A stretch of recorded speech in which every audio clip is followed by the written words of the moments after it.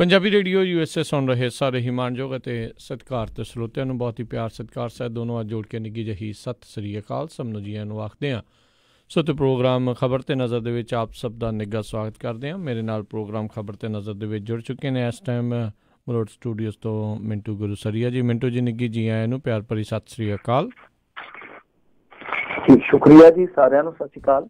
ਸਾਡੇ ਅੱਜ ਦੇ ਪ੍ਰੋਗਰਾਮ ਖਬਰ ਤੇ ਨਜ਼ਰ ਉਸ ਨੂੰ ਸਪਾਂਸਰ ਕਰਦੇ ਨੇ ਖਾਲਸਾ ਇੰਸ਼ੋਰੈਂਸ ਏਜੰਸੀ ਵਾਲੇ, ਜਿਨ੍ਹਾਂ ਦੇ ਕੋਲੋਂ ਤੁਸੀਂ ਹਰ ਇੱਕ ਤਰੀਕੇ ਦੀ ਇੰਸ਼ੋਰੈਂਸ ਕਰਵਾ ਸਕਦੇ ਹੋ। ਇੰਸ਼ੋਰੈਂਸ ਬਾਰੇ ਪਤਾ ਕਰਨ ਲਈ ਕਾਲ ਕਰ ਸਕਦੇ ਹੋ ਨੰਬਰ 408 272 2500 ਦੇ ਉੱਤੇ। ਇਸ ਦੇ ਨਾਲ Krishan Dhanota Yuba City, Satpal Singh Tracy, Jassi Gill plumbing ਵਾਲੇ ਬੇਕਰਸਫੀਲਡ ਤੋਂ, Major Singh Fresno, GN tyre and lube ਵਾਲੇ, ਜਿਨ੍ਹਾਂ ਦੇ ਕੋਲੋਂ ਤੁਸੀਂ truck wash, oil change, air ਬ੍ਰੇਕਾਂ ਦਾ ਕੰਮ ਕਰਵਾ ਸਕਦੇ ਹੋ। ਨਵੇਂ ਪੁਰਾਣੇ ਟਾਇਰ ਤੁਸੀਂ ਇਹਨਾਂ ਤੋਂ ਖਰੀਦ ਸਕਦੇ ਹੋ। ਹੋਰ ਜਾਣਕਾਰੀ ਲਈ ਕਾਲ ਨਿੰਮਾ ਸਹੋਤਾ 209 277 0113।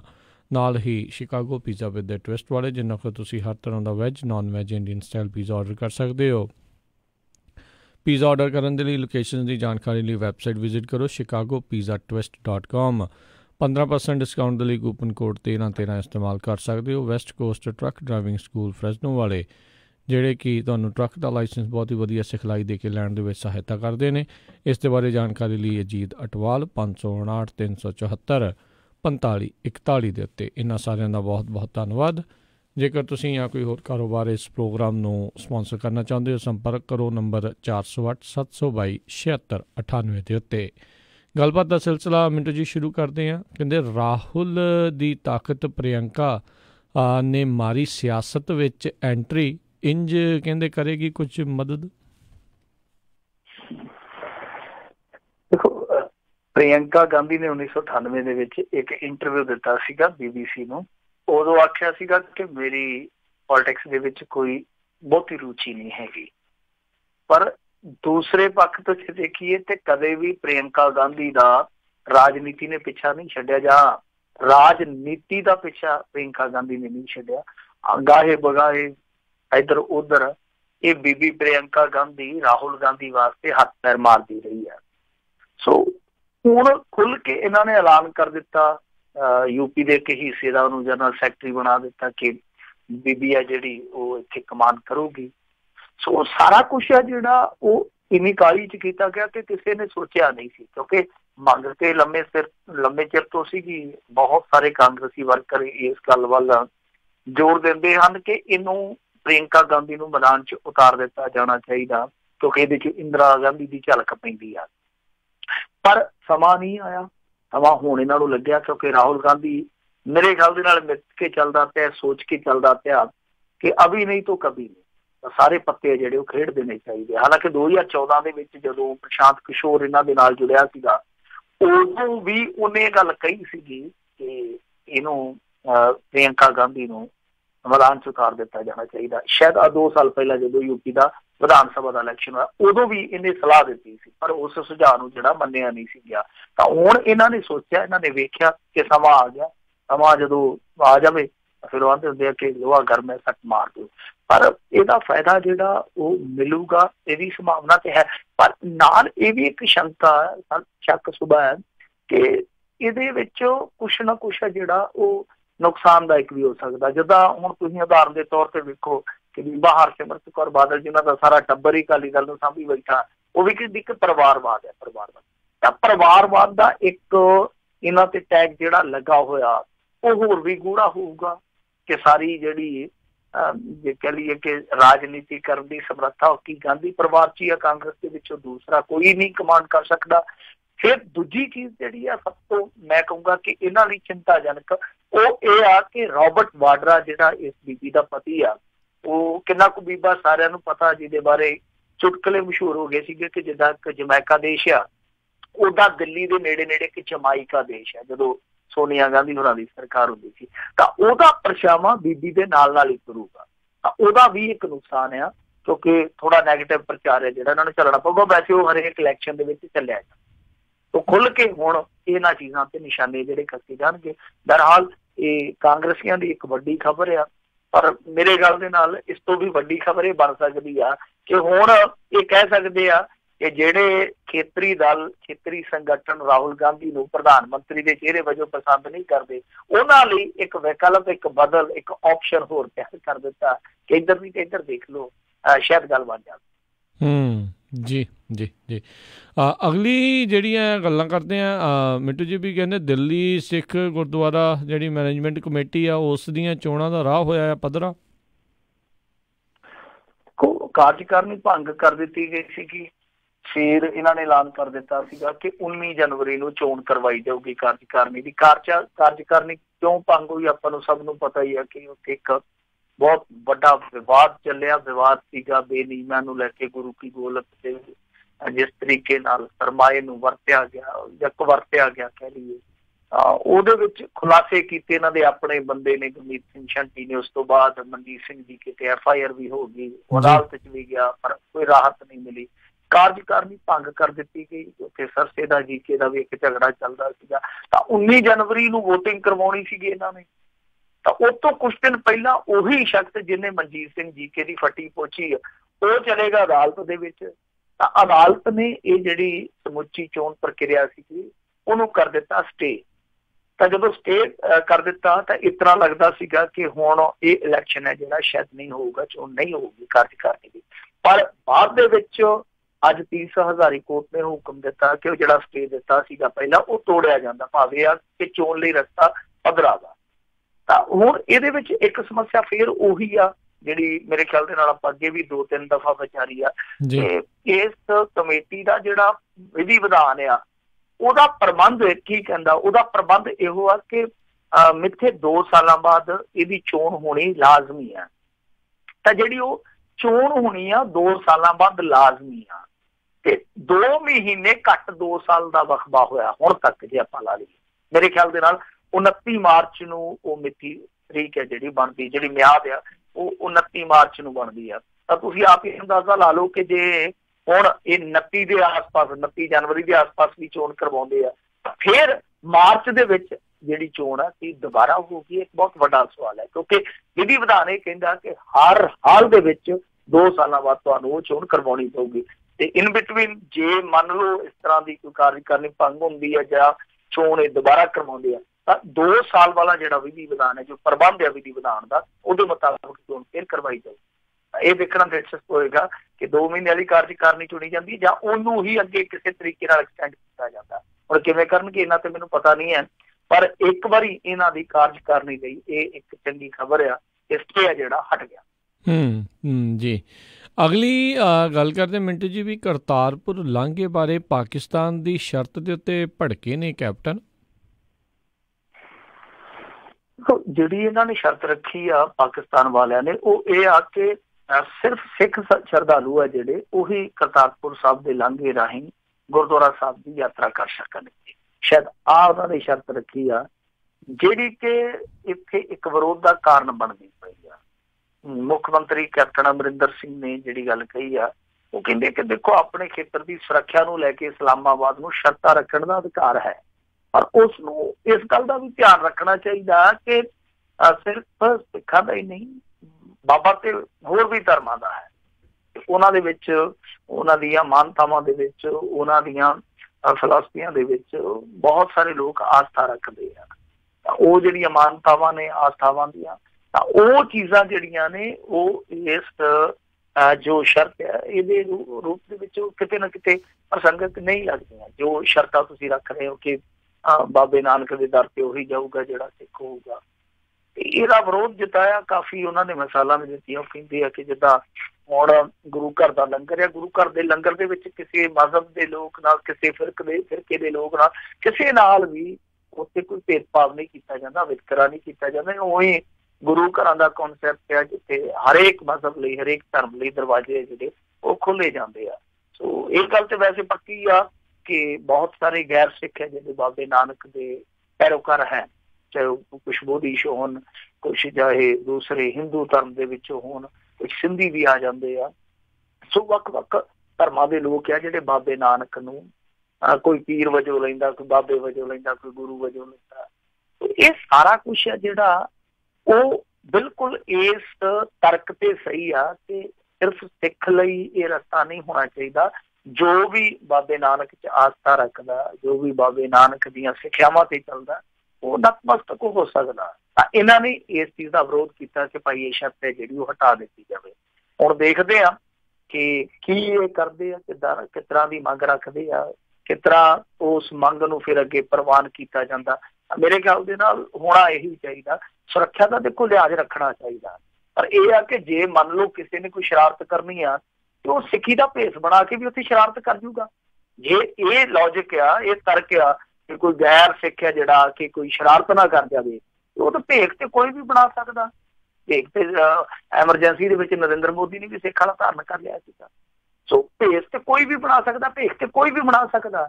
ਤਾਂ ਇਹ ਚੀਜ਼ ਜਿਹੜੀ ਹੈ ਸੁਰੱਖਿਆ ਦੇ ਲਿਹਾਜ਼ ਨਾਲ ਜਿਹੜੀ ਆ ਉਹ ਕਿਸੇ ਹੋਰ ਪੱਖ ਤੋਂ ਵਿਚਾਰੀ ਜਾਣੀ ਚਾਹੀਦੀ ਆ। ਮੇਰੇ ਖਿਆਲ ਦੇ ਨਾਲ ਉਹਨਾਂ ਲੋਕਾਂ ਨੂੰ ਦਰਸ਼ਨਾਂ ਤੋਂ ਮਹਿਰੂਮ ਨਹੀਂ ਰੱਖਣਾ ਚਾਹੀਦਾ ਜੋ ਸਿੱਖ ਧਰਮ ਦੇ ਵਿੱਚ ਨਹੀਂ ਹਨ, ਮਤਲਬ ਗੈਰ ਸਿੱਖ ਆ ਪਰ ਬਾਬੇ ਨਾਨਕ ਦੇ ਵਿੱਚ ਉਹਨਾਂ ਦੀ ਆਸਥਾ। ਮੇਰੇ ਖਿਆਲ ਦੇ ਨਾਲ ਡੱਕਣਾ ਜਿਹੜਾ ਉਹ ਬਾਬੇ ਨਾਨਕ ਦੇ ਫਲਸਫੇ ਦੀ ਉਲਟ ਹੀ ਨਹੀਂ, ਉਹਦੇ ਬਾਬੇ ਨਾਨਕ ਦਾ ਜਿਹੜਾ ਇੱਕ ਵਿਚਾਰ ਸੀ, ਮਹਾਨ ਵਿਚਾਰ ਸੀ ਸਰਬ ਸਾਂਝੀਵਾਲਤਾ ਵਾਲਾ, ਉਹਦੇ ਵੀ ਉਲਟ ਜਾਂਦਾ। ਇਹਦਾ ਦੇਖਦੇ ਕੀ ਹਾਲ ਨਿਕਲਦਾ।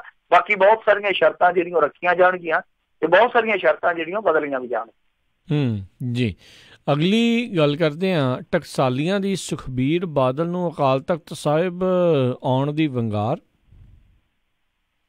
ਟਕਸਾਲੀ ਆ ਜਿਹੜੇ ਮਾਝੇ ਚੋਂ ਤੁਰਿਆ ਹੌਲੀ ਹੌਲੀ ਹੁਣ ਮਾਲਵੇ ਚ ਪਹੁੰਚ ਚੁੱਕੇ ਆ। ਵੈਸੇ ਇੱਕ ਚੀਜ਼ ਜਿਹੜੀ ਆ ਉਹ ਮੰਨ ਕੇ ਚੱਲੋ ਕਿ ਇਸ ਤਰ੍ਹਾਂ ਦੀਆਂ ਲਹਿਰਾਂ ਜਿਹੜੀਆਂ ਮਾਝੇ ਚੋਂ ਚੱਲ ਰਹੀਆਂ ਨੇ, ਮਾਝੇ ਚੋਂ ਚੱਲਦੀਆਂ ਤੇ ਵਾਇਆ ਦੁਆਬਾ ਹੁੰਦੀਆਂ ਮਾਲਵੇ ਚ ਆ ਜਾਂਦੀਆਂ।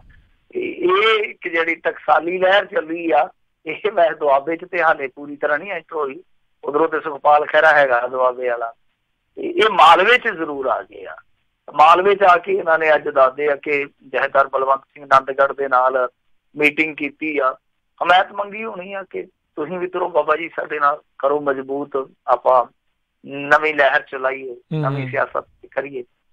ਤਾਂ ਉੱਥੇ ਇੱਕ ਸਵਾਲ ਇਹਨਾਂ ਨੂੰ ਕੀਤਾ ਗਿਆ ਕਿਉਂਕਿ ਕੱਲ ਸੁਖਬੀਰ ਸਿੰਘ ਬਾਦਲ ਗਿਆ ਸੀ ਖਡੂਰ ਸਾਹਿਬ। ਖਡੂਰ ਸਾਹਿਬ ਜਿਹੜਾ ਆ ਉਹ ਹੈਗਾ ਰਣਜੀਤ ਸਿੰਘ ਬ੍ਰਹਮਪੁਰਾ ਦਾ ਹੋਮ ਟਾਊਨ ਕਹਿ ਲਓ ਜਾਂ ਇਹਨਾਂ ਦਾ ਆਪਣਾ ਨਿੱਜੀ ਚੋਣ ਖੇਤਰ ਕਹਿ ਲਓ। ਇਹਨਾਂ ਦਾ ਜਿਹੜਾ ਉਹ ਜੱਦੀ ਚੋਣ ਖੇਤਰ ਹੈ, ਨਿੱਜੀ ਤੇ ਨਹੀਂ ਕਹਿਣਾ ਚਾਹੀਦਾ, ਜੱਦੀ ਚੋਣ ਖੇਤਰ ਹੈ ਜਿਹੜਾ, ਉਹਦੇ ਵਿੱਚ ਖੜ ਕੇ ਸੁਖਬੀਰ ਸਿੰਘ ਬਾਦਲ ਨੇ ਇੱਕ ਗੱਲ ਕਹੀ। ਗੱਲ ਕੀ ਆ ਕਿ ਸਿੱਧਾ ਸਾਦਾ ਇਲਜ਼ਾਮ ਸੀਗਾ, ਸਿੱਧਾ ਸਾਦਾ ਇਲਜ਼ਾਮ ਇਹ ਸੀਗਾ ਕਿ ਰਣਜੀਤ ਸਿੰਘ ਬ੍ਰਹਮਪੁਰਾ ਜਿਹੜਾ ਉਹ ਪਹਿਲਾਂ ਕੈਪਟਨ ਅਮਰਿੰਦਰ ਸਿੰਘ ਨੂੰ ਮਿਲ ਕੇ ਆਉਂਦਾ, ਉਸ ਤੋਂ ਬਾਅਦ ਫਿਰ ਇਹ ਇੱਕ ਪਾਰਟੀ ਬਣਾਉਂਦਾ। ਤਾਂ ਸਿੱਧੇ ਤੌਰ ਤੇ ਦੋਸ਼ ਸੀਗਾ ਕਿ ਰਣਜੀਤ ਸਿੰਘ ਬ੍ਰਹਮਪੁਰਾ ਨੇ ਜੋ ਵੀ ਇਹ ਕੁਵਤ ਕੀਤੀ ਹੈ ਬਗਾਵਤ ਵਾਲੀ, ਕਿਤੇ ਨਾ ਕਿਤੇ ਇਹ ਕਾਂਗਰਸੀਆਂ ਦੇ ਨਾਲ ਰਲ ਕੇ ਕੀਤੀ ਆ। ਤਾਂ ਇਹਦਾ ਜਵਾਬ ਹੈ ਜਿਹੜਾ ਰਣਜੀਤ ਸਿੰਘ ਬ੍ਰਹਮਪੁਰਾ ਨੇ ਉਹ ਦਿੱਤਾ ਕਿ ਸੁਖਬੀਰ ਸਿੰਘ ਬਾਦਲ ਉੱਥੇ ਆ ਜਾਵੇ ਅਕਾਲ ਤਖਤ ਤੇ, ਉੱਥੇ ਖੜ ਕੇ ਮੇਰੇ ਸਾਹਮਣੇ ਗੱਲ ਕਰ ਲਵੇ, ਮੈਂ ਦੱਸ ਦੂੰਗਾ ਕਿ ਕਿਹੜਾ ਬੰਦਾ ਜਿਹੜਾ ਉਹ ਕੈਪਟਨ ਅਮਰਿੰਦਰ ਸਿੰਘ ਨਾਲ ਰਲਿਆ ਹੋਇਆ। ਸੋ ਉਹਨੇ ਚੈਲੰਜ ਕੀਤਾ ਕਿ ਸੁਖਬੀਰ ਸਿੰਘ ਬਾਦਲ ਹੈ ਜਿਹੜਾ ਅਕਾਲ ਤਖਤ ਤੇ ਆ ਜਾਵੇ ਤੇ ਉੱਥੇ ਹਿਸਾਬ ਕਿਤਾਬ ਜਿਹੜਾ ਲਾ ਲਿਆ ਜਾਊਗਾ ਕਿ ਕੌਣ ਕਿਹਦੀ ਝੋਲੀ ਚ ਬੈਠਾ। ਇਹਦੇ ਤੇ ਸੇਵਾ ਸਿੰਘ ਸੇਖਵਾਂ ਨੇ ਵੀ ਇੱਕ ਰਿਐਕਸ਼ਨ ਦਿੱਤਾ। ਉਹ ਕਹਿੰਦੇ ਕਿ ਅਸਲ ਵਿੱਚ ਕੈਪਟਨ ਤੇ ਬਾਦਲ ਮਿਲੇ ਹੋਏ, ਇਸੇ ਲਈ ਤਾਂ ਲੰਬੀ ਵਿੱਚ ਕੈਪਟਨ ਨੂੰ ਬਾਦਲਾਂ ਖਿਲਾਫ ਉਤਾਰਿਆ ਗਿਆ। ਸੋ ਉਹਨਾਂ ਨੇ ਵੀ ਨਾਲ ਇਸ ਗੱਲ ਦੀ ਪ੍ਰੋੜਤਾ ਕੀਤੀ ਆ ਕਿ ਬਾਦਲ ਤੇ ਕੈਪਟਨ ਜਿਹੜੇ ਰਲੇ ਹੋਏ ਆ, ਅਸਲ ਦੇ ਵਿੱਚ ਅਸੀਂ ਕੈਪਟਨ ਦੇ ਨਾਲ ਨਹੀਂ ਰਲੇ ਹੋਏ। ਹੁਣ ਇਹ ਵੇਖਣਾ ਹੋਊਗਾ ਕਿ ਕੀ ਸੁਖਬੀਰ ਸਿੰਘ ਬਾਦਲ ਜਿਹੜਾ ਕਿ ਅਕਸਰ ਹੀ ਅੰਮ੍ਰਿਤਸਰ ਦੀ ਯਾਤਰਾ ਤੇ ਜਾਂਦਾ ਰਹਿੰਦਾ, ਉਹ ਇਸ ਚੈਲੰਜ ਨੂੰ ਕਬੂਲ ਕਰੂਗਾ ਤੇ ਪਬਲਿਕ ਦੇ ਵਿੱਚ ਜਾਂ ਅਕਾਲ ਤਖਤ ਦੇ ਸਾਹਮਣੇ ਹੋਊਗਾ ਇਹ ਗੱਲ ਆ ਕੇ ਸਾਬਤ ਕਰ ਦੇਵੇ ਕਿ ਕੈਪਟਨ ਅਮਰਿੰਦਰ ਸਿੰਘ ਦੇ ਨਾਲ ਇਹਦੀ ਮੁਲਾਕਾਤ ਹੋਈ ਸੀ। ਕਿਉਂਕਿ ਇਸੇ ਤਰ੍ਹਾਂ ਦਾ ਇੱਕ ਦਾਅਵਾ ਕਰਕੇ ਸੁਖਬੀਰ ਸਿੰਘ ਬਾਦਲ ਕਸੂਤਾ ਫਸਿਆ ਪਿਆ। ਅਸੈਂਬਲੀ ਦੇ ਵਿੱਚ ਇਹਨੇ ਇਹ ਦਾਅਵਾ ਕਰ ਦਿੱਤਾ ਸੀਗਾ ਕਿ ਜਿਹੜਾ ਜਸਟਿਸ ਤਰਨਜੀਤ ਸਿੰਘ ਕਮਿਸ਼ਨ ਆ ਉਹਦੀ ਜਿਹੜੀ ਰਿਪੋਰਟ ਆ ਉਹ ਇੱਕ ਫਾਰਮ ਹਾਊਸ ਦੇ ਵਿੱਚ ਬੈਠ ਕੇ ਤਿਆਰ ਕੀਤੀ ਗਈ ਆ।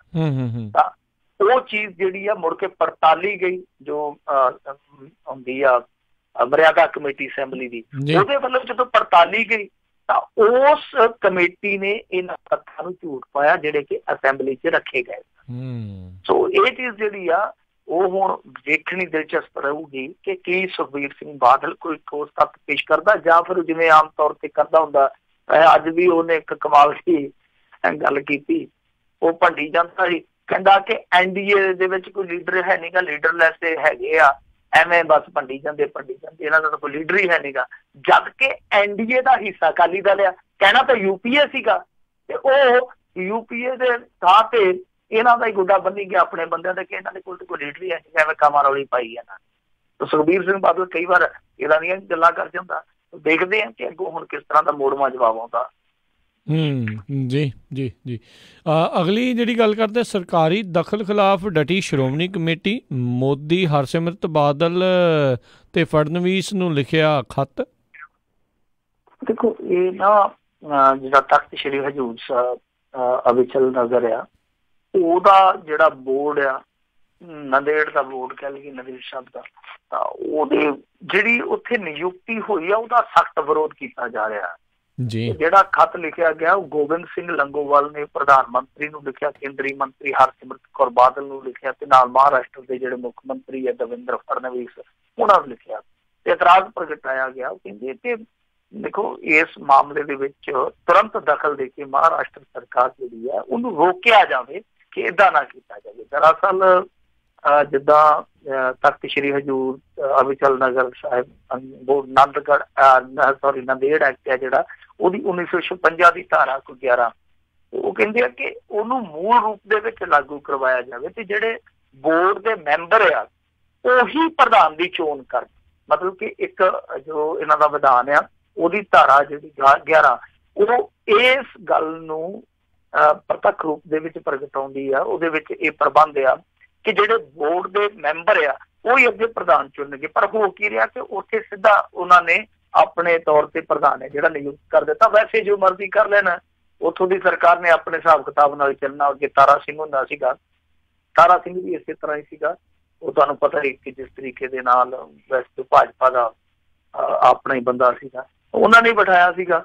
ਇਹ ਜਿੱਦਾਂ ਮਰਜ਼ੀ ਕਰ ਲੈਣ ਕਿਉਂਕਿ ਉੱਥੇ ਬਹੁਤਾ ਇਹਨਾਂ ਦਾ ਜ਼ੋਰ ਨਹੀਂ ਚੱਲਦਾ, ਉਹ ਆਪਦੇ ਹਿਸਾਬ ਕਿਤਾਬ ਦੇ ਨਾਲ ਟਿਕੜਮ ਲਾ ਜਾਂਦੇ ਆ।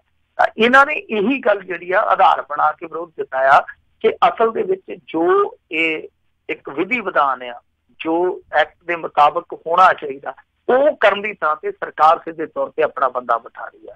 ਹੁਣ ਵੇਖਦੇ ਆ ਕਿ ਅਕਾਲੀ ਇਸ ਮਾਮਲੇ 'ਚ ਕੀ ਸਟੈਂਡ ਲੈਂਦੇ ਆ, ਕਿਉਂਕਿ ਅਕਾਲੀ ਤੇ ਮਦਈ ਆ ਨਾ ਪੰਥਕ ਮੁੱਦਿਆਂ ਦੇ। ਇਹ ਸਿੱਧੇ ਤੌਰ ਤੇ ਭਾਜਪਾ ਸਰਕਾਰ ਹੈ ਜਿਹੜੀ ਉੱਥੋਂ ਦੀ ਉਹ ਇਹੋ ਜਿਹਾ ਕੰਮ ਕਰਦੀ ਪਈ ਆ ਕਿ ਸਿੱਖਾਂ ਦਾ ਇੱਕ ਅੰਦਰੂਨੀ ਮਸਲਾ, ਉਹਨਾਂ ਦੇ ਗੁਰਦੁਆਰੇ ਪ੍ਰਬੰਧ ਨਾਲ ਜੁੜਿਆ ਮਸਲਾ, ਉਹਦੇ ਵਿੱਚ ਸਿੱਧੇ ਤੌਰ ਤੇ ਦਖਲ ਦੇ ਕੇ ਆਪਣਾ ਬੰਦਾ ਬਿਠਾ ਰਹੀ। ਕਿਉਂ ਬਿਠਾ ਰਹੀ ਆ? ਕਿਉਂਕਿ ਇੱਕ ਧਰਮ ਦਾ ਮਾਮਲਾ, ਇਹਨਾਂ ਨੂੰ ਉਹਦੇ ਨਾਲ ਕੀ ਆ? ਇਹ ਕਹਿਣ ਕਿ ਹਾਂ ਭਾਈ ਤੁਸੀਂ ਆਪਣਾ ਬੰਦਾ ਚੁਣੋ ਚਾਹੇ ਕੋਈ ਵੀ ਹੈ। ਪਰ ਇੱਥੇ ਹਰੇਕ ਵਾਰੀ ਏਦਾਂ ਕੀਤਾ ਜਾਂਦਾ ਕਿ ਸਰਕਾਰ ਦਖਲ ਦੇ ਕੇ ਆਪਣਾ ਬੰਦਾ ਬਿਠਾਉਂਦੀ। ਕਿਉਂ ਬਿਠਾਉਂਦੀ ਆ ਉਹ ਸ਼ਾਇਦ ਇੱਕ ਬਹੁਤ ਲੰਮੇਰੀ ਚਰਚਾ ਦਾ ਵਿਸ਼ਾ ਹੁੰਦਾ ਹੈ। ਬਿਲਕੁਲ ਬਿਲਕੁਲ ਜੀ। ਅਗਲੀ ਗੱਲ ਕਰਦੇ ਹਾਂ, ਕਹਿੰਦੇ ਹਿੱਤ ਨੂੰ ਸ਼੍ਰੀ ਅਕਾਲ ਤਖਤ ਸਾਹਿਬ ਤੇ ਤਲਬ ਕੀਤਾ ਹੈ। ਅੱਜ ਤੇ ਸਾਰੀਆਂ ਇਹੋ ਜਿਹੀਆਂ ਪੰਥਕ ਮੁੱਦਿਆਂ ਦੀਆਂ ਜ਼ਿਆਦਾ ਖਬਰਾਂ ਨੇ ਜੀ। ਅਵਤਾਰ ਸਿੰਘ ਹਿੱਤ ਨੂੰ ਅਕਾਲ ਤਖਤ ਤੇ ਤਲਬ ਇਸ ਕਰਕੇ ਕੀਤਾ ਕਿਉਂਕਿ ਪਿਛਲੇ ਦਿਨੀ ਇਹਨੇ ਨਿਤਿਸ਼ ਕੁਮਾਰ ਦੀ ਬੜੀ ਸਿਫਤ ਸਲਾਹਤ ਕੀਤੀ ਸੀ ਤੇ ਸਿਫਤ ਸਲਾਹਤ ਕਰਦਿਆਂ ਇਹਨੇ ਕੁਛ ਸ਼ਬਦ ਐਸੇ ਇਸਤੇਮਾਲ ਕੀਤੇ ਸਨ ਜਿਹੜੇ ਕਿ ਅਰਦਾਸ ਦੇ ਵਿੱਚ ਆਉਂਦੇ, ਜਿੱਦਾਂ ਨਿਤਾਨਿਆਂ ਦਾ ਨਿਉਤਿਆਂ ਦੇ ਨਿਆਸਰਿਆਂ ਦਾ। ਸੋ ਇਸ ਤਰ੍ਹਾਂ ਦੇ ਜਿਹੜੇ ਸ਼ਬਦ ਅਰਦਾਸ ਦੇ ਵਿੱਚ ਸ਼ਾਮਲ ਨੇ ਇਹਨੇ ਨਿਤਿਸ਼ ਕੁਮਾਰ ਨੂੰ ਸੰਬੋਧਨ ਕਰਕੇ ਬੋਲੇ ਸਨ ਅਵਤਾਰ ਸਿੰਘ ਹਿੱਤ ਨੇ। ਇੱਥੋਂ ਤੱਕ ਕਹਿ ਦਿੱਤਾ ਕਿ ਗਰੀਬਾਂ ਦਾ ਰਾਜਾ। ਪਹਿਲੀ ਗੱਲ ਤੇ ਇਹ ਆ ਕਿ ਲੋਕ ਪਤਾ ਨਹੀਂ ਕਿਹੜੀਆਂ ਰਾਜਵੜਸ਼ਾਹੀਆਂ ਦੇ ਵਿੱਚ ਉਲਝੇ ਆ। ਰਾਜਾ ਕੌਣ ਆ? ਜਿਹੜਾ ਬੰਦਾ ਸਰਕਾਰੀ ਖਜ਼ਾਨੇ ਚੋਂ ਟੈਕਸ ਪੇਅਰ ਦੇ ਪੈਸੇ ਨਾਲ ਤਨਖਾਹ ਲੈਂਦਾ, ਭੱਤੇ ਲੈਂਦਾ, ਸਹੂਲੀਅਤ ਲੈਂਦਾ, ਉਹ ਰਾਜਾ ਕਿੱਧਰ ਦਾ? ਉਹ ਰਾਜਾ ਕਿੱਧਰ ਦਾ? ਰਾਜਾ ਨਹੀਂ, ਉਹ ਤੇ ਇੱਕ ਨੌਕਰ ਆ, ਪਬਲਿਕ ਸਰਵੈਂਟ ਆ। ਇਹ ਹਾਲੇ ਵਿੱਚ ਕਈ ਕਾਂਗਰਸੀ ਆ, ਚਲੋ ਉਹਨਾਂ ਦੀ ਆਪਣੀ ਮਰਜ਼ੀ ਹੁੰਦੀ ਆ, ਉਹ ਵੀ ਰਾਜਾ ਸਾਹਿਬ, ਕਈ ਤੇ ਮਹਾਰਾਜਾ ਕਹਿ ਦਿੰਦੇ ਆ, ਕਈ ਸ਼ੇਰੇ ਪੰਜਾਬ ਮਹਾਰਾਜਾ, ਪਤਾ ਨਹੀਂ ਕਿਆ ਕਿਆ ਉਹ ਨਾਲ ਲਕਬ ਇਸਤੇਮਾਲ ਕਰਦੇ ਆ। ਇਹ ਚੀਜ਼ਾਂ ਜਿਹੜੀਆਂ ਨੇ ਉਹ ਮੇਰੇ ਗੱਲ ਦੇ ਨਾਲ ਤੁਹਾਨੂੰ ਬਹੁਤ ਜਿੱਦਾਂ ਪਿੱਛੇ ਵਾਲਾ ਨਾ ਰਾਜਵੜਸ਼ਾਹੀ ਸੋਚ ਵਾਲਾ ਜਿਹੜਾ ਇੱਕ ਮਾਹੌਲ ਸੀ ਉੱਥੇ ਲਿਜਾ ਖੜਾ ਕਰਦੇ। ਤੁਹਾਡੀ ਮਾਨਸਿਕਤਾ ਦੇ ਵਿੱਚ ਅੱਜ ਵੀ ਉਹ ਗੁਲਾਮੀ ਭਰੀ ਹੋਈ ਆ। ਪਹਿਲੀ ਗੱਲ ਤੇ ਇੱਥੇ ਇਤਰਾਜ਼ ਹੋਣਾ ਚਾਹੀਦਾ ਕਿ ਰਾਜਾ ਕਿੱਧਰ ਦਾ? ਗਰੀਬਾਂ ਦਾ ਰਾਜਾ ਕਾਹਦਾ? ਗਰੀਬਾਂ ਦੇ ਟੈਕਸ ਦੇ ਨਾਲ ਹੀ ਉਹ ਤਨਖਾਹ ਲੈਂਦਾ। ਉਹ ਪਬਲਿਕ ਸਰਵੈਂਟ ਕਿਹਾ ਜਾਵੇ ਤਾਂ ਬਿਹਤਰ ਆ। ਦੂਜੀ ਚੀਜ਼ ਜਿਹੜੀ ਆ, ਦੇਖੋ ਸਭ ਤੋਂ ਵੱਡੀ ਤਰਾਸਦੀ ਆ ਕਿਉਂਕਿ ਧਾਰਮਿਕ ਮਸਲੇ ਆ, ਇਹਨਾਂ ਦੀਆਂ ਕੀ ਹਦੂਦ ਨੇ, ਇਹਨਾਂ ਦੀਆਂ ਕੀ ਪਰੰਪਰਾਵਾਂ ਨੇ, ਕੀ ਮਰਿਆਦਾਵਾਂ ਨੇ, ਇਹ ਜਾਣਨ। ਪਰ ਸਭ ਤੋਂ ਵੱਡਾ ਮਸਲਾ ਤੇ ਇਹ ਆ ਨਾ ਕਿ ਅਕਾਲ ਤਖਤ ਤੇ ਤਲਬ ਕਰਨ ਦਾ ਮਤਲਬ ਇਹੋ ਹੀ ਹੁੰਦਾ ਕਿ ਉਸ ਬੰਦੇ ਨੇ ਗਲਤੀ ਕੀਤੀ। ਔਰ ਗਲਤੀ ਕਰ ਕੌਣ ਰਿਹਾ? ਸਧਾਰਨ ਸਿੱਖ ਗਲਤੀ ਕਰੇ ਤੇ ਉਹ ਤਾਂ ਤੁਸੀਂ ਹੁਣ ਦੇਖਿਆ ਹੀ, ਉਹ ਮੁੰਡੇ ਨੇ ਕਿੱਦਾਂ ਕਕਾਰ ਲਵਾ ਲਈ ਸੀ ਜਾ ਕੇ, ਉਹ ਕਿੰਨਾ ਰੌਲਾ ਪਿਆ ਗਿਆ। ਸਧਾਰਨ ਸਿੱਖ ਗਲਤੀ ਕਰ ਵੀ ਲਵੇ ਤੇ ਉਹ ਵੱਖਰੀ ਗੱਲ ਆ। ਜਿਹੜੇ ਲੋਕ ਆਪਣੇ ਆਪ ਨੂੰ ਦੱਸਦੇ ਆ ਕਿ ਅਸੀਂ ਪੰਥ ਦੇ ਰਹਿਬਰ ਆ, ਵੈਸੇ ਤੇ ਸੇਵਾਦਾਰ ਕਹਿੰਦੇ ਆ, ਰਹਿਬਰ ਆਪਦੇ ਮੂੰਹ ਨਹੀਂ ਕਹਿੰਦੇ, ਪਰ ਇਹ ਕਹਿੰਦੇ ਆ ਕਿ ਅਸੀਂ ਸੇਵਾਦਾਰ ਆ, ਅਸਲ ਦੇ ਵਿੱਚ ਆਪਣੇ ਆਪ ਨੂੰ ਤੇ ਨੰਬਰਦਾਰੀ ਕਮਾਉਂਦੇ ਆ। ਜਿਹੜੇ ਲੋਕ ਇਹ ਆ ਜਿਹੜੇ ਧਰਮ ਦੀ ਰਹਿਬਰੀ ਕਰਦੇ ਆ, ਧਰਮ ਦੀ ਨੁਮਾਇੰਦਗੀ ਕਰਦੇ ਆ, ਜਦੋਂ ਉਹ ਇਹੋ ਜਿਹੀ ਅਕਲ ਰੱਖਦੇ ਤੇ ਉਹਨਾਂ ਨੂੰ ਇਹ ਨਹੀਂ ਪਤਾ। ਜਦੋਂ ਹੁਣ SGPC ਦਾ ਪ੍ਰਧਾਨ ਆ, 2 ਵਾਰੀ ਗੁਰਬਾਣੀ ਦਾ ਸਹੀ ਉਚਾਰਨ ਨਹੀਂ ਕਰ ਸਕਿਆ, ਲੋਕਾਂ ਦੀ ਤੋੜ ਮਰੋੜ ਕਰ ਗਿਆ, ਉੱਥੇ ਰੌਲਾ ਪੈ ਗਿਆ। ਹੁਣ ਤੁਸੀਂ ਇਹ ਦੇਖ ਲਓ ਕਿ ਆਮ ਬੰਦਾ ਤੇ ਚਲੋ ਮੇਰੇ ਵਰਗਾ ਬੰਦਾ ਜਿਹੜਾ, ਉਹ ਤੇ ਜੇ ਬੋਲੇ ਕੋਈ ਗਲਤੀ ਕਰੇ ਲੋਕ ਵੀ ਕਹਿਣਗੇ ਕਿ ਹਾਂ ਚਲੋ ਹੋ ਜਾਂਦਾ, ਉਚਾਰਨ ਦੇ ਵਿੱਚ ਹੋ ਜਾਂਦਾ।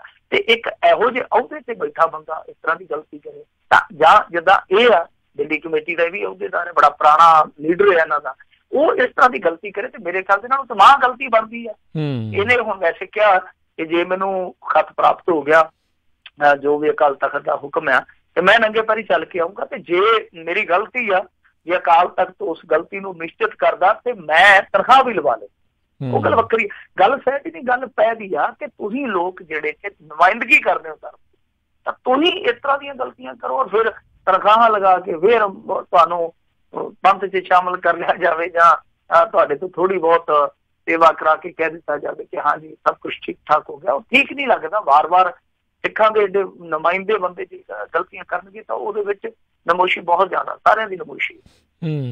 ਜੀ ਬਿਲਕੁਲ। ਅਗਲੀ ਜਿਹੜੀ ਆਪਾਂ ਮਿੰਟੂ ਜੀ ਗੱਲ ਕਰਦੇ, ਕਹਿੰਦੇ ਪੰਜਾਬ ਸਰਕਾਰ ਦੇ ਦਾਅਵਿਆਂ ਦੀ ਹਾਈ ਕੋਰਟ ਨੇ ਕੱਢੀ ਫੂਕ। ਦੇਖੋ, ਪੰਜਾਬ ਸਰਕਾਰ ਨੇ ਜਿਹੜੇ ਦਾਅਵੇ ਕੀਤੇ ਆ ਉਹਦੀ ਹੁਣ ਤੱਕ ਫੂਕ ਹੀ ਨਿਕਲਦੀ ਹੈ। ਫੂਕ ਹੀ ਆ, ਦਾਅਵਿਆਂ ਵਾਲਾ ਟਾਇਰ ਤੇ ਉਦਾਂ ਹੀ ਪੈਂਚਰ ਆ, ਇੰਨੇ ਜ਼ਿਆਦਾ ਪੈਂਚਰ ਹੋਏ ਪਏ ਆ। ਪਰ ਇਹ ਮਾਮਲਾ ਨਸ਼ੇ ਨਾਲ ਜੁੜਿਆ, ਔਰ ਨਸ਼ੇ ਨਾਲ ਜਦੋਂ ਮਸਲਾ ਜੁੜਿਆ ਉਹਦੇ ਤੇ ਕਾਂਗਰਸ ਕਸੂਤੀ ਇਸ ਕਰਕੇ ਫਸ ਜਾਂਦੀ ਆ ਕਿ ਇਹ ਦੋ, ਇੱਕ ਆਮ ਆਦਮੀ ਪਾਰਟੀ ਤੇ ਦੂਸਰੀ ਕਾਂਗਰਸ ਹੈ। ਇਹਨਾਂ ਨੇ ਜਿਹੜੀ ਕੰਪੇਨ ਕੀਤੀ ਸੀ ਇਲੈਕਸ਼ਨ ਦੇ ਵਿੱਚ, ਉਹ ਬਹੁਤੀ ਡਰੱਗ ਦੇ ਮੁੱਦੇ ਤੇ ਆਧਾਰਿਤ ਸੀ। ਅਰਵਿੰਦ ਕੇਜਰੀਵਾਲ ਹੋਰਾਂ ਦੀ ਵੀ ਆਲੋਚਨਾ ਹੁੰਦੀ ਹੈ ਮਾਫੀ ਮੰਗਣ ਤੋਂ ਬਾਅਦ ਇਸ ਮੁੱਦੇ ਤੇ। ਤਾਂ ਦੂਸਰੇ ਪਾਸੇ ਇਹਨਾਂ ਦੀ ਜ਼ਿਆਦਾ ਆਲੋਚਨਾ ਹੁੰਦੀ ਹੈ ਸਹੁੰ ਚੁੱਕੀ ਨੂੰ ਲੈ ਕੇ। ਤੇ ਇਹਨਾਂ ਨੇ ਕਿਹਾ ਸੀਗਾ ਕਿ ਲੱਕ ਤੋੜ ਦਿੱਤਾ ਜੀ ਅਸੀਂ। ਥੋੜੇ ਦਿਨ ਪਹਿਲਾਂ ਯਾਦ ਹੋਣਾ ਤੁਹਾਨੂੰ, ਆਪਾਂ ਖਬਰ ਵੀ ਕੀਤੀ ਸੀਗੀ ਕਿ STF ਦਾ ਮੁਖੀ ਆ ਜਿਹੜਾ ਮੁਸਤਫਾ, ਉਹ ਆ ਕੇ ਕਹਿੰਦਾ ਸੀਗਾ ਕਿ 10% ਨਸ਼ਾ ਰਹਿ ਗਿਆ। ਪਰ ਹੁਣ ਉੱਥੇ ਸੁਣਵਾਈ ਹੋਈ ਹੈ, ਸੁਣਵਾਈ ਲੰਬੇ ਸਮੇਂ ਤੋਂ ਚੱਲਦੀ ਹੈ, ਅਕਾਲੀ ਸਰਕਾਰ ਵੇਲੇ ਤੋਂ ਹੀ ਸੁਣਵਾਈ ਚੱਲਦੀ ਆਈ ਆ ਹਾਈ ਕੋਰਟ ਦੇ ਵਿੱਚ। ਹਾਈ ਕੋਰਟ ਨੇ ਉੱਥੇ ਜਿਹੜੀਆਂ ਟਿੱਪਣੀਆਂ ਕੀਤੀਆਂ ਉਹ ਸੁਣਨ ਵਾਲੀਆਂ ਨੇ, ਵਿਚਾਰਨ ਵਾਲੀਆਂ ਨੇ। ਇਹ ਕਹਿੰਦੇ ਕਿ 10% ਨਸ਼ਾ ਰਹਿ ਗਿਆ। ਹਾਈ ਕੋਰਟ ਨੇ ਤੇ ਇੱਥੋਂ ਤੱਕ ਟਿੱਪਣੀ ਕੀਤੀ, ਕਹਿੰਦੇ ਕਿ ਇਹ ਰਹੱਸਮਈ ਆ ਕਿ ਸੂਬੇ ਦੇ ਵਿਦਿਆਰਥੀਆਂ ਨੂੰ ਡਰੱਗ ਮੁਹੱਈਆ ਕਰਵਾਈ ਜਾਏ, ਔਰ ਇਹ ਸਭ ਕੁਛ ਵਿਦਿਅਕ ਸੰਸਥਾਨਾਂ ਦੇ ਅੰਦਰ ਤੱਕ ਹੋ ਰਿਹਾ। ਕਹਿਣ ਦਾ ਭਾਵ ਇਹ ਆ ਕਿ ਜਿਹੜੇ ਲੋਕ ਇਹ ਦਾਅਵਾ ਕਰਦੇ ਆ ਕਿ ਪੰਜਾਬ ਦੇ ਵਿੱਚ ਡਰੱਗ ਹੈ ਜਿਹੜਾ ਉਹ 10% ਰਹਿ ਗਿਆ, ਤਾਂ ਉਸ ਪੰਜਾਬ ਦਾ ਹਾਲ ਇਹ ਆ ਕਿ ਹਾਈ ਕੋਰਟ ਇਹ ਗੱਲ ਕਹਿੰਦਾ ਕਿ ਤੁਹਾਡੇ ਵਿਦਿਅਕ ਸੰਸਥਾਨਾਂ ਦੇ ਵਿੱਚ ਤੱਕ ਪੈਡਲਰਸ ਦੀ ਪਹੁੰਚ ਆ। ਇਹ ਦੇਖ ਲਓ ਹੁਣ ਕਿੰਨੀ ਵੱਡੀ ਗੱਲ ਆ। ਦੂਜੀ ਚੀਜ਼ ਉਹਨਾਂ ਨੇ ਇਹ ਗੱਲ ਕਹੀ ਯਾਰ, ਉਹ ਕਹਿੰਦੇ ਆ ਕਿ ਦੇਖੋ ਇੱਕ ਤੇ 6 ਮਹੀਨਿਆਂ ਦੇ ਅੰਦਰ ਅੰਦਰ ਹਰ ਜ਼ਿਲ੍ਹੇ 'ਚ ਨਸ਼ਾ ਮੁਕਤੀ ਕੇਂਦਰ ਖੋਲੋ, ਤੇ ਜੇ ਨਸ਼ਾ ਘਟਿਆ ਜਾਂ ਜਿੱਦਾਂ ਕਹਿੰਦੇ ਕਿ ਲੱਕ ਤੋੜ ਦਿੱਤਾ ਤਾਂ ਫਿਰ ਇਹ ਸਾਰੀਆਂ ਕਵਿਤਾਂ ਕਰਨ ਦੀ ਕੀ ਜ਼ਰੂਰਤ ਆ। ਉਹ ਤੇ ਇੱਥੋਂ ਤੱਕ ਕਹਿਣ ਦੇ ਹਾਈ ਕੋਰਟ ਵਾਲੇ ਕਿ ਭਾਈ ਤੁਸੀਂ ਸਿਲੇਬਸ ਦੇ ਵਿੱਚ ਸ਼ਾਮਲ ਕਰੋ ਇਸ ਪਾਠਕ੍ਰਮ ਨੂੰ, ਡਰੱਗ ਦੇ ਪਾਠਕ੍ਰਮ ਨੂੰ ਸ਼ਾਮਲ ਕਰੋ। ਇਹ ਜਿਹੜਾ ਪਾਠਕ੍ਰਮ ਹੋਊਗਾ ਉਹਦੇ ਨਾਲ ਬੱਚਿਆਂ 'ਚ ਅਵੇਅਰਨੈਸ ਆਊਗੀ। ਨਾਲ ਇੱਥੋਂ ਤੱਕ ਹਦਾਇਤ ਕੀਤੀ ਗਈ ਆ ਕਿ ਜਿਹੜੇ ਵਿਦਿਅਕ ਸੰਸਥਾਨ ਆ ਉਹਨਾਂ ਦੇ ਮੂਹਰੇ ਸਾਦੀਆਂ ਵਰਦੀਆਂ ਦੇ ਵਿੱਚ ਤੁਸੀਂ ਪੁਲਿਸ ਵਾਲੇ ਤਾਇਨਾਤ ਕਰੋ, ਤਾਂ ਕਿ ਜਿਹੜੇ ਡਰੱਗ ਡੀਲਰ ਆ ਉਹ ਆਸਾਨੀ ਤੱਕ ਵਿਦਿਆਰਥੀਆਂ ਨਾਲ ਰਾਬਤਾ ਨਾ ਕਾਇਮ ਕਰ ਸਕਣ। ਤੋ ਇੱਕ ਪਾਸੇ ਜਿਹੜੇ ਲੋਕ ਦਾਅਵਾ ਕਰਦੇ ਸੀਗੇ ਕਿ ਵੱਡੇ ਵੱਡੇ ਜਿਹੜੇ ਤਸਕਰ ਹੈ ਜੀ ਉਹ ਤੇ ਛੱਡ ਕੇ ਮਟਰ ਪਨੀਰ ਪਹਾੜਾ ਨੂੰ ਨਿਕਲ ਗਏ ਆ, ਕੁਛ ਕੱਟੇ ਕੁੱਟੇ ਵੇਚਣ ਲੱਗ ਪਏ, ਕਿ ਕੋਈ ਰਹਿ ਨਹੀਂ ਗਿਆ। ਤਾਂ ਹਾਈ ਕੋਰਟ ਹੈ ਜਿਹੜਾ, ਹਾਈ ਕੋਰਟ ਉਹਨਾਂ ਦਾਅਵਿਆਂ ਤੋਂ ਉਲਟ ਚੀਜ਼ਾਂ ਕਹਿ ਰਿਹਾ ਕਿ ਨਹੀਂ, ਬਹੁਤ ਕੁਝ ਠੀਕ ਕਰਨ ਦੀ ਜ਼ਰੂਰਤ ਹੈ। ਤੋ ਇਸ ਚੱਕਰ 'ਚ ਇਹਨਾਂ ਨੂੰ ਨਹੀਂ ਪੈਣਾ ਚਾਹੀਦਾ ਕਿ ਇੰਨੇ % ਰਹਿ ਗਿਆ ਜੀ, ਆਹ ਹੋ ਗਿਆ ਉਹ ਹੋ ਗਿਆ। ਅਸਲ ਦੇ ਵਿੱਚ ਜੋ ਹਕੀਕਤ ਹੈ ਉਸ ਹਕੀਕਤ ਦੇ ਰੂਬਰੂ ਹੋ ਕੇ ਪਾਲਿਸੀ ਬਣਾਉਣੀ ਚਾਹੀਦੀ ਹੈ। ਹਾਲਾਂਕਿ ਬਹੁਤ ਮੁਸ਼ਕਲ ਕਾਰਜ ਹੈ। ਜਦੋਂ ਇਹਨਾਂ ਨੇ ਸਹੁੰ ਚੁੱਕੀ ਸੀ, ਮੈਂ ਉਦੋਂ ਵੀ ਕਿਹਾ ਸੀਗਾ, ਜਦੋਂ ਆਮ ਆਦਮੀ ਪਾਰਟੀ ਵਾਲਿਆਂ ਨੇ ਦਾਅਵਾ ਕੀਤਾ ਸੀ ਅਸੀਂ 60 ਦਿਨਾਂ 'ਚ ਕਰ ਦਿਆਂਗੇ, ਮੈਂ ਉਦੋਂ ਵੀ ਕਿਹਾ ਸੀਗਾ। ਸੋ ਮੈਂ ਹੁਣ ਵੀ ਕਹਿੰਦਾ ਕਿ ਬੜਾ ਮੁਸ਼ਕਲ ਕਾਰਜ ਆ, ਪਰ ਮੁਸ਼ਕਲ ਕਾਰਜ ਆ ਤਾਂ ਇਹ ਸੋਚ ਕੇ ਅਸੀਂ ਹੱਥ ਤੇ ਹੱਥ ਧਰ ਕੇ ਨਹੀਂ ਬਹਿ ਸਕਦੇ। ਪੀੜ੍ਹੀਆਂ ਦਾ ਨੁਕਸਾਨ ਹੁੰਦਾ ਪਿਆ। ਤੁਹਾਡੇ ਪਾਲਿਸੀ ਮੇਕਰਸ ਜਿਹੜੇ ਆ ਉਹ ਹੋਰ ਮੱਥਾ ਖਪਾਈ ਕਰਨ। ਤੁਹਾਨੂੰ ਥੋੜੀਆਂ ਚੀਜ਼ਾਂ ਹੋਰ ਕਰਨੀਆਂ ਪੈਣੀਆਂ। ਹਾਈ ਕੋਰਟ ਨੇ ਜੋ ਡਾਇਰੈਕਸ਼ਨ ਦਿੱਤੀਆਂ ਉਹਦੇ ਤੇ ਕੰਮ ਕਰਨਾ ਪਊਗਾ। ਇੱਛਾ ਸ਼ਕਤੀ ਦੀ ਜ਼ਰੂਰਤ ਆ। ਪੁਲਿਸ ਦਾ ਹੇਠਲੇ ਪੱਧਰ ਤੇ ਖਾਕੀ ਦਾ, ਖਾਦੀ ਦਾ, ਜਾਂ ਜਿਹੜੇ ਕਾਲੇ ਲੋਕ ਆ ਜਿਨ੍ਹਾਂ ਨੂੰ ਆਪਾਂ ਪੈਡਲਰਸ ਕਹਿੰਦੇ ਆ ਜਾਂ ਡਰੱਗ ਡੀਲਰ ਕਹਿੰਦੇ ਆ, ਇਹਨਾਂ ਦਾ ਜਿਹੜਾ ਨੈਕਸਸ ਹੈ ਉਹ ਤੋੜਨਾ ਪਊਗਾ। ਬਹੁਤ ਥਾਵਾਂ ਤੇ ਕੰਮ ਕਰਨ ਦੀ ਜ਼ਰੂਰਤ ਹੈ। ਇਲਾਜ ਤੁਹਾਨੂੰ ਘਰਾਂ ਤੱਕ ਮੁਹੱਈਆ ਕਰਵਾਉਣਾ ਪਊਗਾ। ਬਦਲ ਤੁਹਾਨੂੰ ਦੇਣਾ ਪਊਗਾ, ਚਾਹੇ ਕੋਈ ਵੀ ਦੇਵੋ, ਬਦਲ ਇਹੋ ਜਿਹਾ ਦੇਣਾ ਪਊਗਾ ਜਿਹਦੇ ਨਾਲ ਤੁਸੀਂ ਡੀਟੌਕਸੀਫਾਈਡ ਕਰੋ ਆਸਾਨੀ ਨਾਲ। ਇਹ ਸਾਰੀਆਂ ਚੀਜ਼ਾਂ ਕਰਨ ਦੀ ਜ਼ਰੂਰਤ ਹੈ। ਸੋ ਹਾਈ ਕੋਰਟ ਨੇ ਇਹਨਾਂ ਨੂੰ ਸ਼ੀਸ਼ਾ ਦਿਖਾਇਆ, ਪਰ ਇਹ ਲੋਕ ਹੈ ਜਿਹੜੇ ਉਹ ਸ਼ੀਸ਼ਾ ਝਾੜੀ ਜਾਂਦੇ ਆ, ਬਲਕਿ ਆਪਣਾ ਮੂੰਹ ਸਾਫ਼ ਨਹੀਂ ਕਰਦੇ, ਜਿਹਦੇ ਤੇ ਅਸਲ ਦੇ ਵਿੱਚ ਧੂੜ ਜੰਮੀ ਹੋਈ ਆ। ਜੀ ਜੀ। ਤੇ ਮਿੰਟੂ ਜੀ, ਸਮਾਂ ਆਪਣਾ ਸਮਾਪਤੀ ਵੱਲ ਜਾਂਦੇ ਜਾਂਦੇ ਹਾਰੇ ਹੋਏ ਜਿਹੜੇ ਫਾਈਨੈਂਸ ਮਿਨਿਸਟਰ ਅਰੁਣ ਜੇਤਲੀ ਕਹਿੰਦੇ ਸਰਜਰੀ ਹੋਈ ਆ, ਤੇ ਉਹਨਾਂ ਦੀ ਥਾਂ ਤੇ ਹੁਣ ਅਖੀਰਲੇ ਕੁਝ ਦਿਨਾਂ ਦੇ ਲਈ ਫਾਈਨੈਂਸ ਮਿਨਿਸਟਰੀ ਕਿਹਦੇ ਕੋਲ ਗਈ ਆ? ਮੇਰੇ ਖਿਆਲ ਦੇ ਨਾਲ ਪਿਊਸ਼ ਗੋਇਲ ਕੋਲੇ ਚਲੇ ਗਈ ਆ। ਮੈਨੂੰ ਪੱਕਾ ਤੇ ਨਹੀਂ ਪਤਾ, ਪਰ ਮੈਨੂੰ ਲੱਗਦਾ ਕਿ ਪਿਊਸ਼ ਗੋਇਲ ਕੋਲੇ ਚਲੇ ਗਈ ਆ, ਜੇ ਮੈਂ ਗਲਤ ਨਹੀਂ ਹਾਂ ਤਾਂ। ਉਹ ਸਿਹਤ ਦੀਆਂ ਕੁਝ ਸਮੱਸਿਆਵਾਂ ਨੇ, ਤੇ ਉਧਰ ਬਜਟ ਤਿਆਰ ਹੋ ਰਿਹਾ, ਬਜਟ ਸੈਸ਼ਨ ਆ ਰਿਹਾ। ਬਜਟ ਸੈਸ਼ਨ ਬਹੁਤ ਮਹੱਤਵਪੂਰਨ ਆ। ਆਪਾਂ ਅੱਗੇ ਵੀ ਗੱਲਾਂ ਕਰ ਚੁੱਕੇ ਹਾਂ ਕਿ ਰਿਆਇਤਾਂ ਦੇਣਗੇ। ਅੰਤਮ ਇਹਨਾਂ ਦਾ ਬਜਟ ਸੈਸ਼ਨ ਆ, ਉਹਦੇ ਵਿੱਚ ਮਿਡਲ ਕਲਾਸ ਨੂੰ ਇਹ ਟਾਰਗੇਟ ਕਰਨਗੇ ਕਿ ਮਿਡਲ ਕਲਾਸ ਕਿਸੇ ਤਰੀਕੇ ਨਾਲ ਅਸੀਂ ਖੁਸ਼ ਕਰ ਲਈਏ।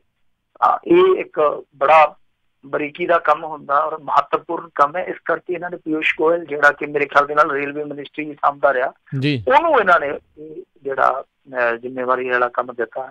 ਦੇਖਦੇ ਹਾਂ ਹੁਣ ਅੱਗੋਂ ਕੀ ਪਟਾਰੇ ਚੋਂ ਕੱਢਦਾ। ਪਰ ਅਰੁਣ ਜੇਤਲੀ ਦੀ ਸਿਹਤ ਜਿਹੜੀ ਹੈ ਵਿਗੜ ਜਾਣੀ, ਉਹ ਇਸ ਮੌਕੇ ਤੇ ਮੇਰੇ ਖਿਆਲ ਦੇ ਨਾਲ ਉਹ ਵੀ ਇੱਕ ਝਟਕਾ। ਹਾਲਾਂਕਿ ਅਮਿਤ ਸ਼ਾਹ ਵੀ ਬਿਮਾਰ ਹੋ ਗਿਆ ਸੀ ਇਹਨਾਂ ਦਾ, ਤਾਂ ਜੇਤਲੀ ਆ ਜਿਹੜਾ ਉਹ ਸੀਨੀਅਰ ਆਗੂ ਇਹਨਾਂ ਦਾ, ਜੇ ਮੰਨ ਲਓ ਕੰਪੇਨ ਚੋਂ ਬਾਹਰ ਰਹਿ ਜਾਂਦਾ, ਕਿਉਂਕਿ ਕੰਪੇਨ ਤੇ ਹੁਣ ਚੱਲ ਪੈਣੀ ਹੈ, ਬਜਟ ਸੈਸ਼ਨ ਖਤਮ ਹੁੰਦਿਆ ਸਾਰੀ ਕੰਪੇਨ ਇਹਨਾਂ ਦੀ ਸ਼ੁਰੂ ਹੋ ਜਾਣੀ ਹੈ। ਜੇ ਉਹ ਕੰਪੇਨ ਚੋਂ ਬਾਹਰ ਰਹਿੰਦਾ, ਉਹ ਵੀ ਇੱਕ ਤਰ੍ਹਾਂ ਨਾਲ ਭਾਜਪਾ ਲਈ ਇੱਕ ਝਟਕਾ ਹੋਊਗਾ। ਜੀ। ਤੇ ਬਹੁਤ ਬਹੁਤ ਮਿੰਟੂ ਜੀ ਧੰਨਵਾਦ, ਤੁਸੀਂ ਸਾਡੇ ਨਾਲ ਜੁੜੇ ਇਹਨਾਂ ਖਬਰਾਂ ਬਾਰੇ ਸਾਨੂੰ ਜਾਣਕਾਰੀ ਦਿੱਤੀਆਂ। ਅਗਲੀ ਵਾਰ ਤੱਕ ਲਈ ਬੜੀ ਮਿਹਰਬਾਨੀ, ਪਿਆਰ ਭਰੀ ਸਤਿ ਸ਼੍ਰੀ ਅਕਾਲ ਜੀ। ਸਤਿ ਸ਼੍ਰੀ ਅਕਾਲ। ਜਿਸ ਸਰੋਤਿਓ, ਇੱਥੇ ਹੀ ਸਾਡਾ ਅੱਜ ਦਾ ਪ੍ਰੋਗਰਾਮ ਖਬਰ ਤੇ ਨਜ਼ਰ ਸਮਾਪਤ ਹੈ। ਮਿਲਾਂਗੇ ਤੁਹਾਨੂੰ ਸਾਰਿਆਂ ਨੂੰ ਅਗਲੀ ਵਾਰ। ਉਦੋਂ ਤੱਕ ਲਈ ਮੇਰੇ ਵੱਲੋਂ ਪਿਆਰ ਭਰੀ ਨਿੱਘੀ ਸਤਿ ਸ਼੍ਰੀ ਅਕਾਲ। ਜਿਉਂਦੇ ਵਾਸਤੇ ਰਹੋ, ਹੱਸਦੇ ਖੇਲਦੇ ਰਹੋ, ਸੁਣਦੇ ਰਹੋ ਪੰਜਾਬੀ ਰੇਡੀਓ USA।